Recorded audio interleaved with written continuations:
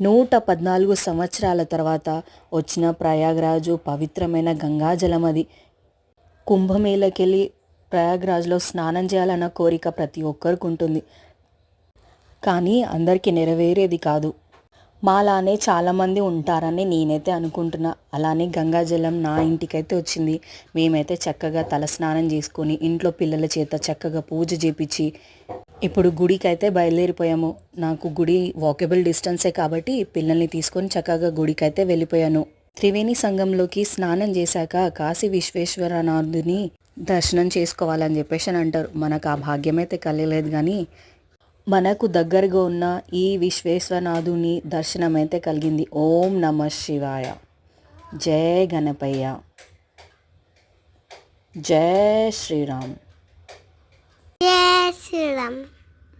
నాకు కలిగిన భాగ్యం మీకు కూడా కలగాలని గంగమ్మ తల్లి మీ ఇంటికి కూడా వచ్చి మీకు కూడా బ్లెస్సింగ్స్ ఇవ్వాలని మనస్ఫూర్తిగా కోరుకుంటూ ఉన్నాను. అంత దూరం వెళ్ళకపోయినా వెళ్ళిన వాళ్ళు తీసుకొచ్చి మనకు నీళ్ళు ఇచ్చిన అది కూడా చాలా సంతోషం. మా పిల్లలు ఇంకా వాళ్ళ పప్ప స్టోర్కి వెళ్ళాడు, ఇంకా రాలేదని ఆయన కోసం బొట్టు అయితే తీసుకోవడం జరుగుతుంది. నాకైతే చాలా సంతోషంగా ఉంది, చాలా బ్లెస్గా ఫీల్ అవుతున్నాను. మీరు కూడా అదే ఆనందం కలగాలని